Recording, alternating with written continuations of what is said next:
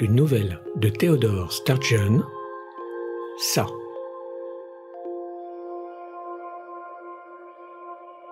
Ça marchait dans les bois. Ce n'était pas né, ça existait. Sous les aiguilles de pin, les feux couvants, foyers ardents qui se consument sans fumée dans la terre. La chaleur, l'obscurité, la décomposition provoquent la croissance. La vie est une chose, la croissance une autre. Ça grandissait, mais ce n'était pas vivant.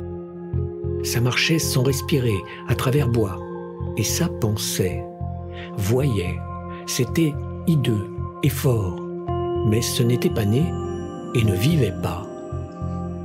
Ça grandissait et se déplaçait sans vivre. Ça émergea en rampant de la pénombre et du terreau humide et chaud dans la fraîcheur d'un matin. C'était énorme.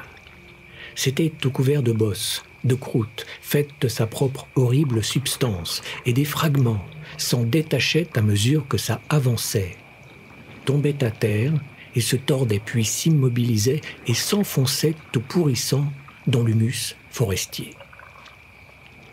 Ça n'avait ni pitié, ni rire, ni beauté. Ça possédait de la force et une grande intelligence, et, peut-être, était-ce impossible à anéantir. Ça sortit en rampant de son tumulus sylvestre et resta étendu palpitant au soleil pendant un long moment. Dans la clarté dorée, ça brillait par endroits comme si c'était humide, d'autres endroits étaient bossués, escameux. Et quels ossements lui avaient donné l'apparence d'un homme? Ses mains à demi formées s'agitèrent laborieusement, martelèrent le sol et le tronc d'un arbre. Ça roula sur soi et se souleva sur ses coudes qui s'effritaient, puis arracha une grosse poignée d'herbes et les déchiqueta contre sa poitrine, puis s'arrêta pour contempler avec calme leur jus gris vert.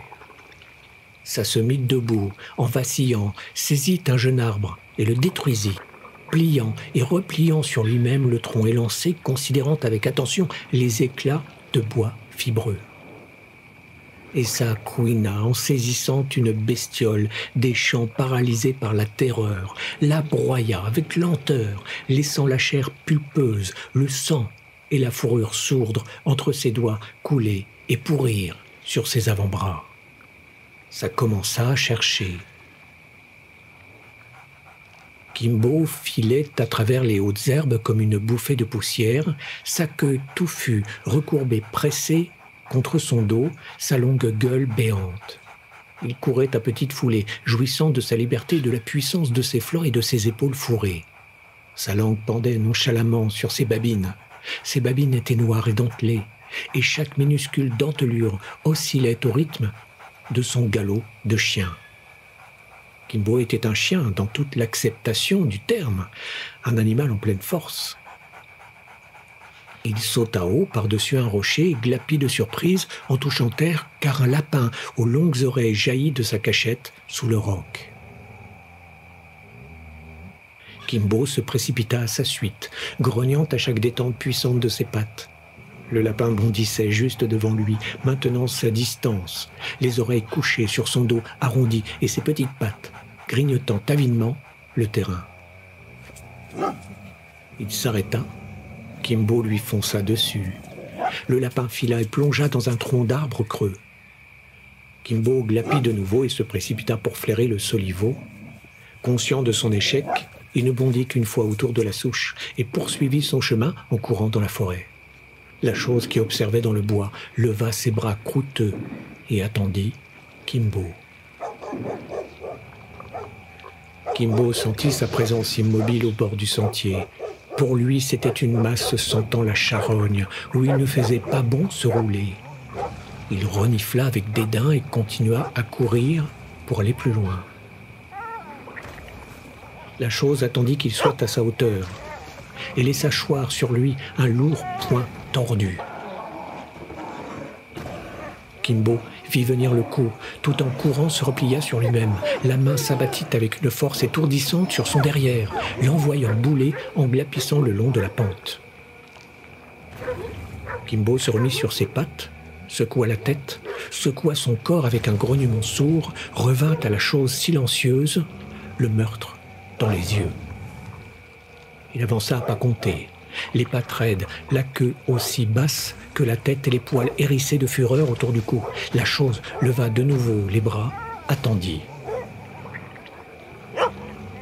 Kimbo ralentit, puis se projeta en l'air vers la gorge du monstre. Ses mâchoires se refermèrent sur cette gorge, ses dents traversèrent une masse immonde et s'emboîtèrent en claquant, et il tomba suffocant et grondant au pied de la chose. Celle-ci se pencha et frappa à 2 reprises, puis, quand le dos du chien fut rompu, il s'assit à côté de lui et commença à le dépecer.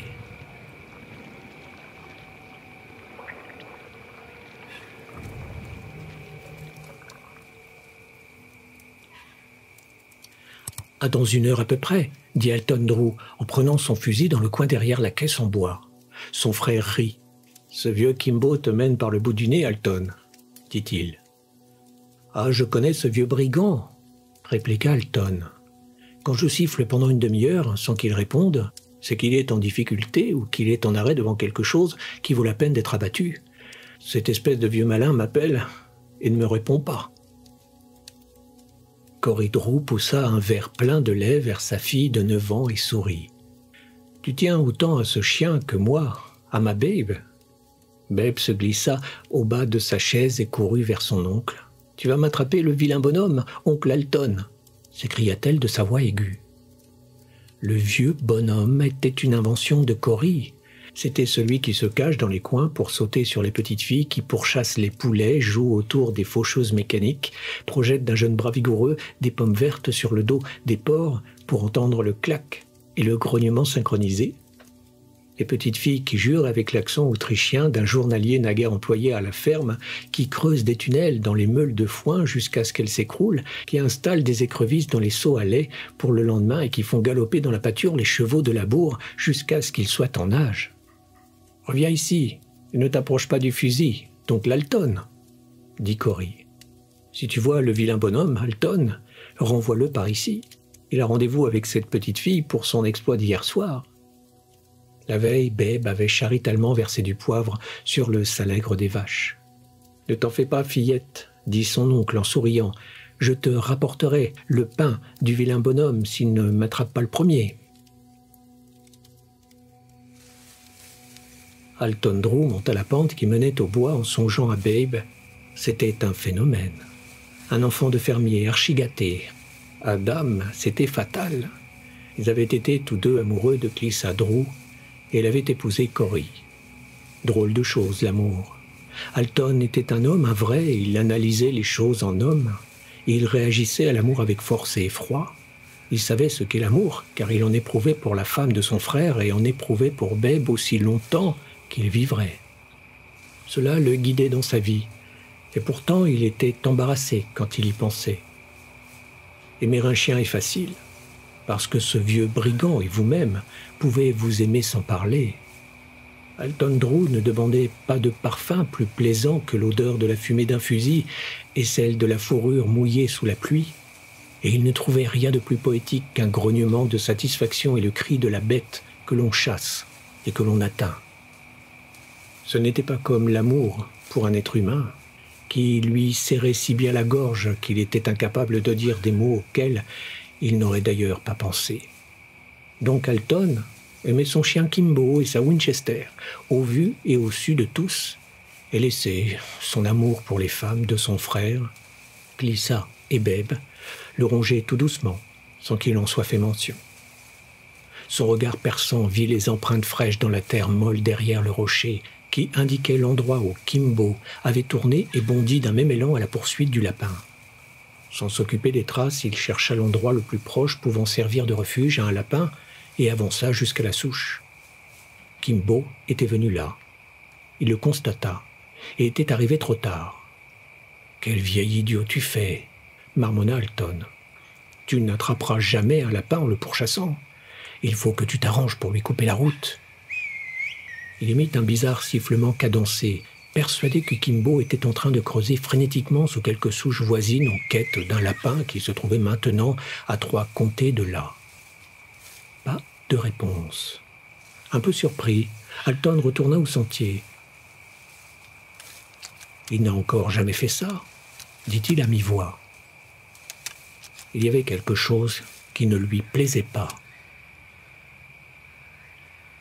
Il arma sa 32-40 et la plaça au creux de son bras. À la foire du pays, quelqu'un avait dit un jour qu'Alton Drew était capable de tirer sur une poignée de poivre et de sel lancé en l'air et d'atteindre seulement le poivre. Un jour, il avait fendu une balle sur la lame d'un couteau et éteint 2 chandelles. Il n'avait rien à redouter de tout ce qu'on peut abattre d'un coup de fusil. Du moins, il en était persuadé.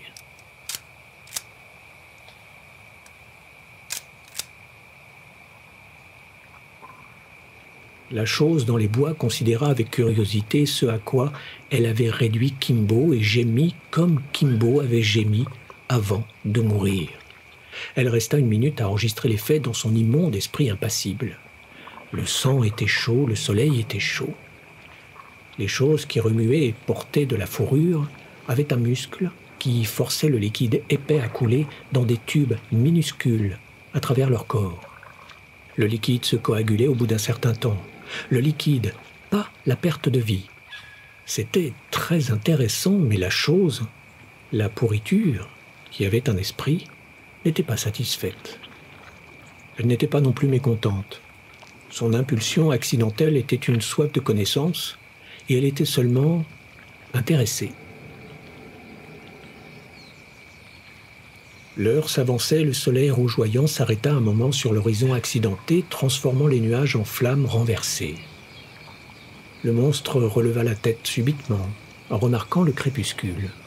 La nuit a toujours été étrange, même pour ceux d'entre nous qui l'ont connue dans la vie.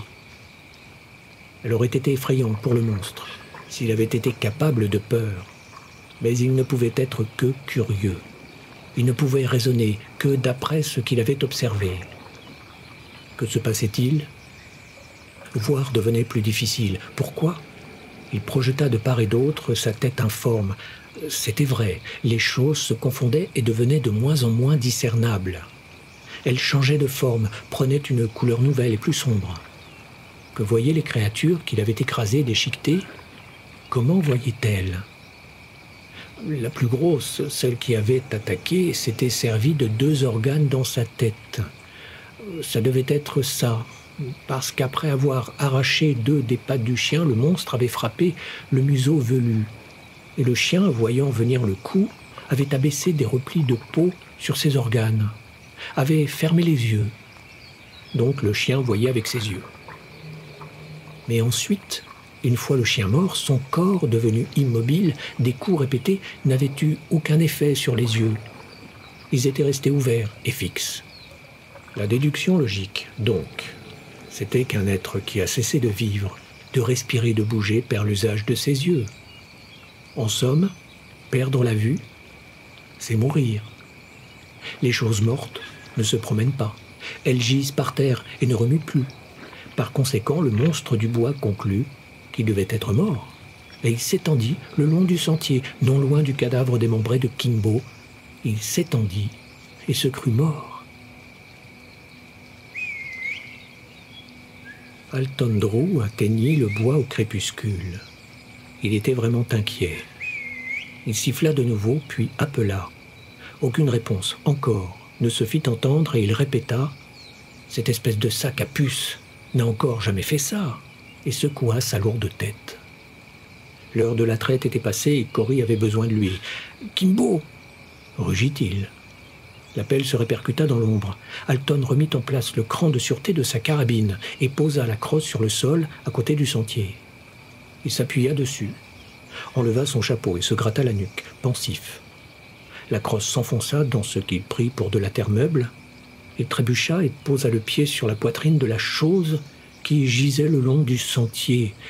Son pied s'enfonça jusqu'à la cheville dans sa masse molle en décomposition et il jura et sauta en arrière. « Pouah, il y a quelque chose de crevé là !»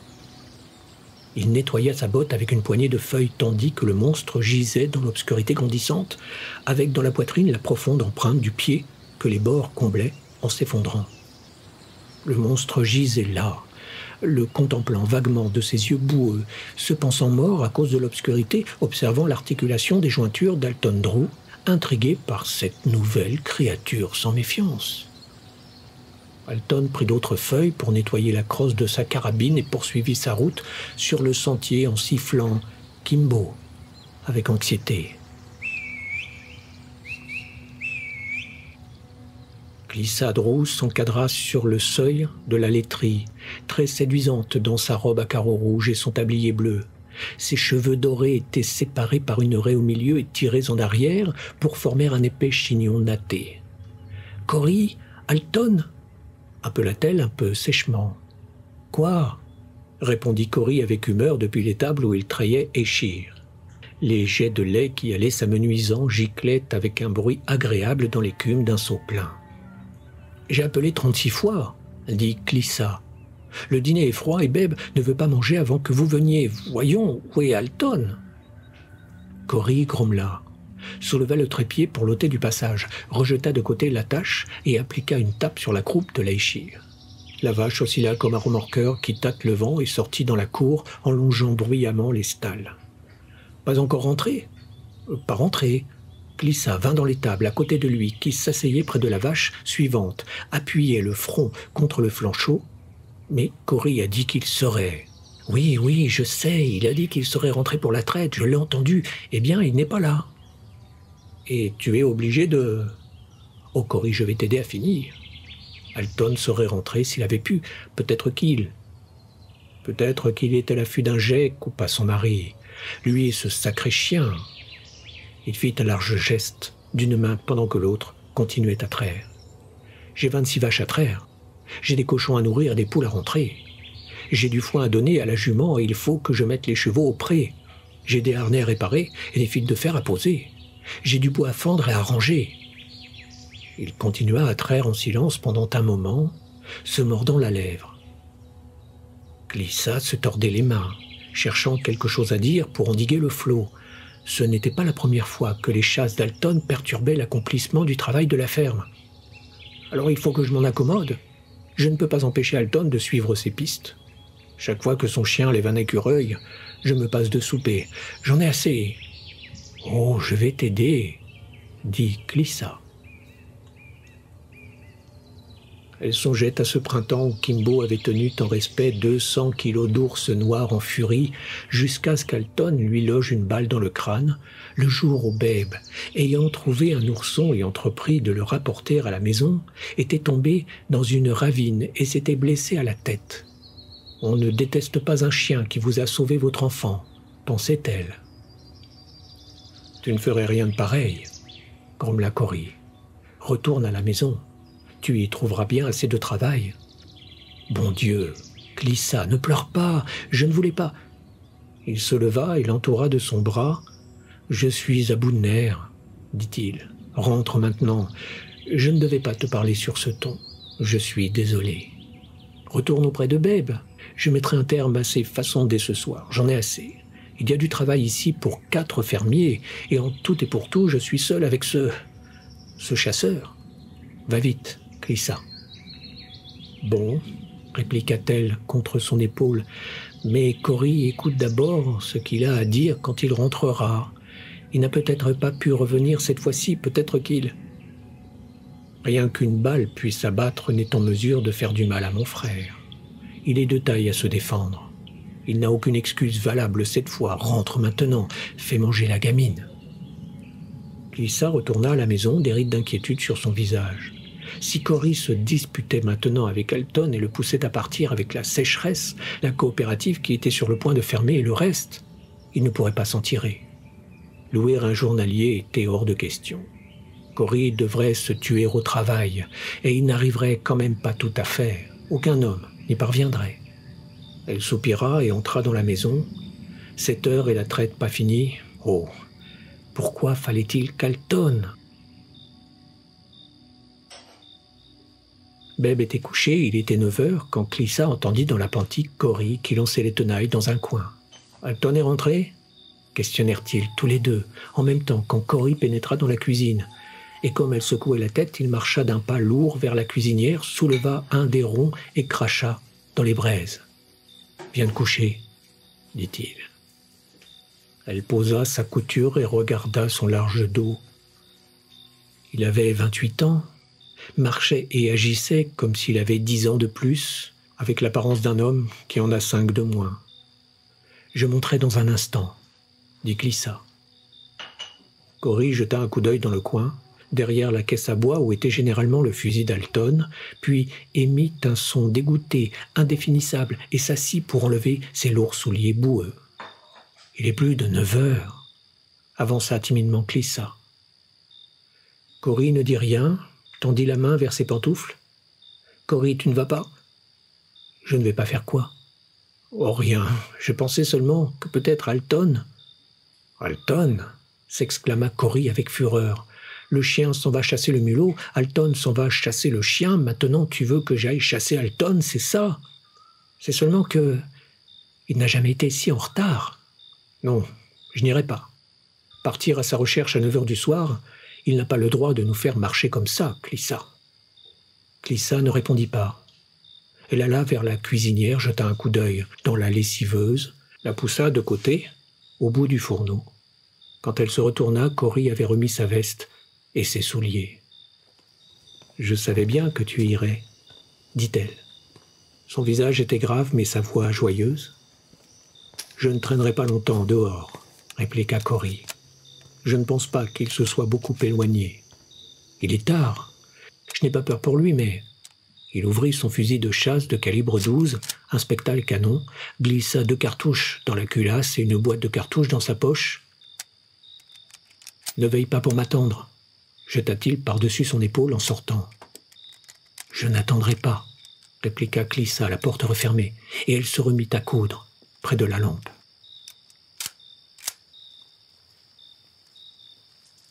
Le sentier qui gravissait la pente jusqu'au bois était très sombre quand Cory s'y engagea, scrutant l'ombre et appelant. Dans l'air frais et immobile, un relent fétide de pourriture se faisait sentir. Cory, en expirant impatiemment l'odeur par les narines, l'aspira avec la bouffée suivante et jura « Invraisemblable !» marmonna-t-il. « Un chien de chasse, ça ne chasse pas à 10 heures du soir. Alton !» appela-t-il d'une voix forte. « Alton Drew !» Des échos lui répondirent et il entra dans le bois. La chose ramassée sur elle-même, à côté de laquelle il passa dans l'obscurité, l'entendit, sentit les vibrations de ses pas et ne bougea pas parce qu'elle se croyait morte. Cory continuait à avancer, regardant devant et autour de lui, mais pas à terre puisque ses pieds connaissaient le sentier. « Alton !»« C'est toi, Cory ?» Cory Drew se figea sur place. Ce coin du bois était touffu et aussi noir qu'un caveau de cimetière. La voix qu'il avait entendue était étouffée, calme, pénétrante. « Alton ? J'ai trouvé Kimbo, Cory !»« Où diable étais-tu » cria Cory avec fureur. Il détestait cette obscurité de fou. Il était effrayé par le désespoir contenu qu'il sentait dans la voix d'Alton et il craignait de ne pas être capable de garder de la colère contre son frère. « Je l'ai appelé. Cory, je l'ai sifflé et ce vieux brigand ne répondait pas. « Je ne peux en dire autant de toi, espèce de salaud. Pourquoi n'es-tu pas là pour la traite? Où étais-tu? Tu es coincé dans un piège ?» Le chien n'avait jamais manqué de me répondre jusqu'à présent, tu sais, poursuivit la voix étranglée, monotone, dans la pénombre. « Alton, mais qu'est-ce qui te prend? Qu'est-ce que ça peut me faire que ton cabot n'ait pas répondu ou... Je pense que c'est parce qu'il n'était jamais mort avant. » Continua Alton, refusant de se laisser interrompre. « Quoi ?» Cory fit claquer ses lèvres par 2 fois, puis dit « Alton, tu es devenu fou? Qu'est-ce que tu racontes ?»« Kimbo est mort. »« Kim... Oh !» Cory revoyait la scène, Beb gissant sans connaissance dans la ravine et Kimbo attaquant et harcelant une ours monstrueuse, la tenant en respect jusqu'à l'arrivée d'Alton. « Qu'est-ce qui s'est passé, Alton ?» questionna-t-il plus calmement. « C'est ce que je veux découvrir. Quelqu'un l'a déchiqueté. » « Déchiqueté ?» Il ne lui reste pas une seule partie du corps intacte. Cory, pas une malheureuse jointure qui ne soit disloquée. Les tripes lui sont sorties du corps. Bon Dieu, un ours, tu penses? Pas un ours, ni rien qui se déplace à quatre pattes. Il est là tout entier, rien n'a été mangé. Celui qui a fait ça l'a tué et l'a mis en morceaux. Bon Dieu, répéta Cory, qu'est-ce qui a pu? Il y eut un long silence, puis « Reviens avec moi à la maison », dit-il presque avec douceur. Il n'y a pas de raison que tu passes la nuit à le veiller. Si, j'ai l'intention d'être là à l'aube. Je veux repérer la piste et je veux la suivre jusqu'à ce que j'ai trouvé celui qui a fait ça à Kimbo. Tu es ivre ou fou, Alton? Je ne suis pas ivre. Tu peux penser ce que tu veux pour le reste, je ne bouge pas d'ici. Nous avons une ferme là-bas, tu te rappelles? Je ne veux pas recommencer à traire 26 têtes de bétail demain matin, comme je viens de le faire, Alton. Il faut bien que quelqu'un le fasse. Je ne peux pas être là-bas. Je pense qu'il faudra bien que tu t'en charges, Cory. Espèce de vaurien, hurla Cory. Tu vas revenir avec moi maintenant. La voix d'Alton était toujours blanche, presque ensommeillée. N'approche pas plus, mon gars. Cory continua à avancer vers la voix d'Alton. Je t'ai dit. La voix était très calme maintenant. Reste où tu es. Cory continua à approcher. Un cliquetis sec annonça que la 32-40 n'était plus au cran de sûreté. Cory s'arrêta. « Tu me braques ton fusil dessus, Alton ?» chuchota Cory. « Exact, gars. Je ne veux pas que tu me piétines ces empreintes. J'en aurai besoin à l'aube. » Une minute entière s'écoula. Le seul bruit dans le noir était celui de la respiration oppressée de Cory. Finalement, « Moi aussi j'ai mon fusil. Alton, rentre. Tu ne me vois pas assez pour me tirer dessus.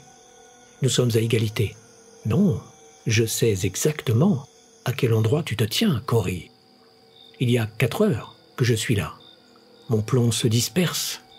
Mon plomb tue. » Sans un mot de plus, Cory Drew tourna les talons et repartit à grandes enjambées vers la ferme. Noire et déliquescente, la chose gisait dans le noir, pas vivante, ne comprenant pas la mort, se croyant morte. Les choses qui vivaient voyaient et se déplaçaient. La chose qui n'était pas vivante ne pouvait faire ni l'un ni l'autre. Elle posait son regard fangeux sur la ligne des arbres à la crête de la colline et tout au fond d'elle-même suintaient des pensées. Elle était ramassée sur elle-même, passant en revue les faits qu'elle venait d'acquérir, les disséquant comme elle avait disséqué des choses vivantes quand il y avait eu de la clarté comparant, concluant, classant. Les arbres au sommet de la pente restaient encore visibles, car leurs troncs étaient à peine un peu plus clairs que le ciel sombre derrière eux. À la fin, eux aussi disparurent, et pendant un moment, arbres et ciel se confondirent. La chose sut alors qu'elle était morte, et comme beaucoup d'êtres avant elle, elle se demanda combien de temps elle devait rester dans cet état. Puis le ciel au-delà des arbres devint un peu plus clair. C'était un événement manifestement impossible, songea la chose, mais elle pouvait le voir et cela devait donc être. C'était curieux. Les choses mortes qui avaient été démembrées, elles attendaient pour voir. Le soleil escalada un fil de lumière, un oiseau lança quelque part en bâillant un pépiment aigu, et tandis qu'un hibou tuait une musaraigne, un putois sautait sur une autre, afin qu'aux équipes de nuit qui dispensaient la mort succèdent, sans interruption, celles de jour. 2 fleurs se saluèrent altièrement, comparant leurs belles parures. Une nymphe de libellule décréta qu'elle était lasse de son air grave et fit craquer son dos pour ramper au dehors et devenir diaphane en séchant.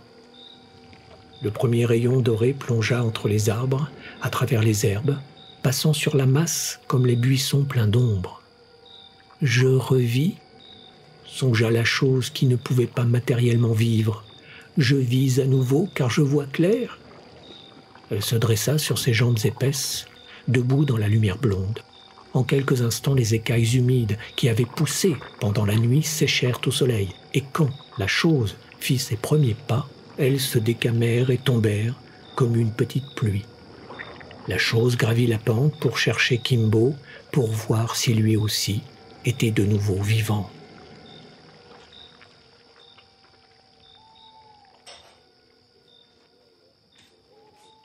Beb laissa le soleil entrer dans sa chambre en ouvrant les yeux.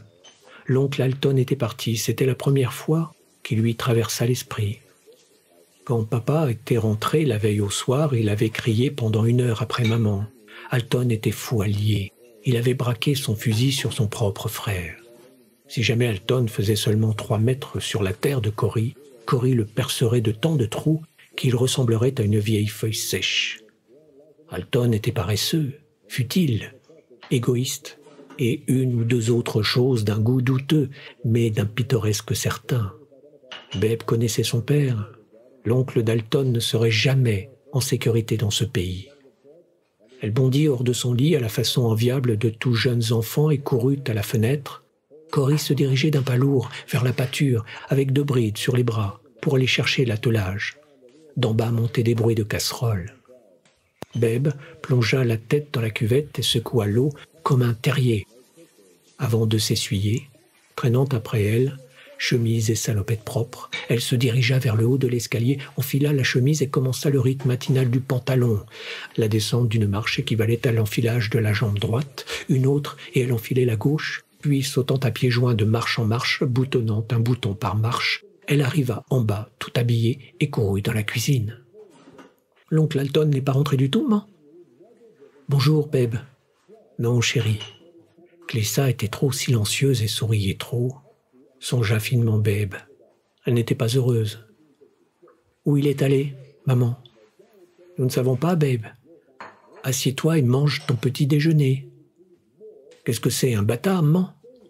questionna soudain la petite Beb. Sa mère faillit en lâcher l'assiette qu'elle essuyait.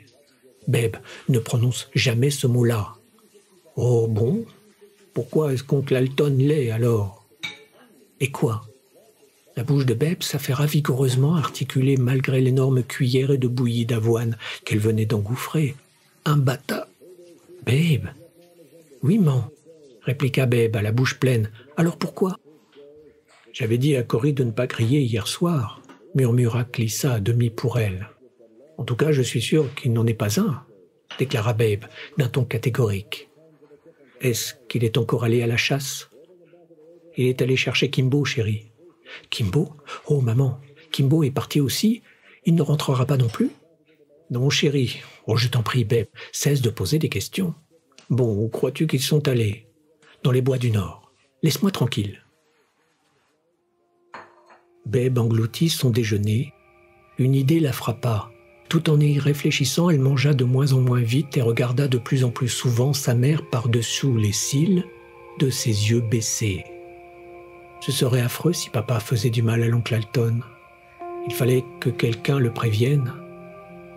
Beb était à mi-chemin des bois quand la 3240 d'Alton déclencha une cascade d'échos du haut en bas de la vallée.